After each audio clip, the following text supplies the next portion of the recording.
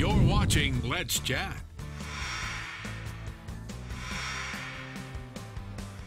The art, the language, the study of body language is something that personally I enjoy studying, and I'm so excited to welcome our next guest, Dr. Donna Van Natten, a body language expert in many ways. Thanks for joining us, Dr. Donna. Thank you so much for having me. All right, so we are excited because we're talking about your new book that's being released, but before we dive into that, I want to learn a little bit more about you and how you got into the field of body language.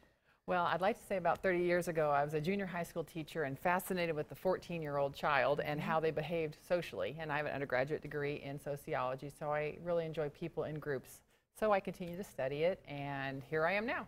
So I had a book come out 3 years ago on it, and I'm fortunate to have a 2-book deal this year. So this one's coming out today, and then I have one coming out in June on body language for women. So a lot of writing keeping you busy. You know, in my spare time, 40, 50,000 words. No big here deal. and there, no big deal, of course.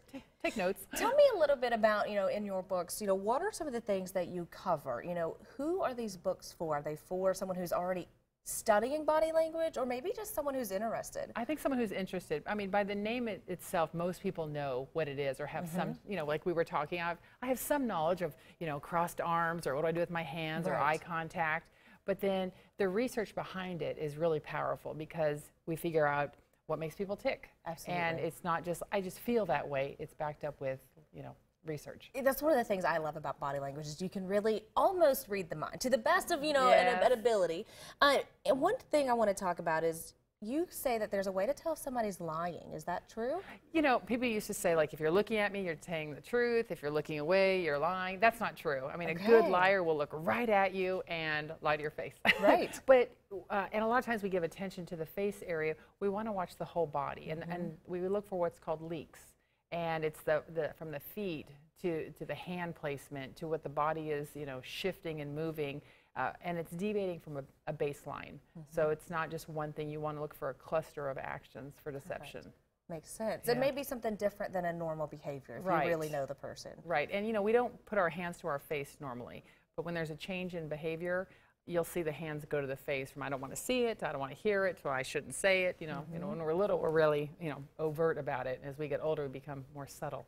In our day-to-day lives, are there any signals that we should be looking for people, or what do we need to look for when we're trying to read someone's body language? Well, like in the book, when you watch things on the media, how they're clipped, what's in the background, look what else is going on, and how close they get together, proxemics, the power of touch, eye contact, delay in speech, or the different elements of tone of voice are very powerful.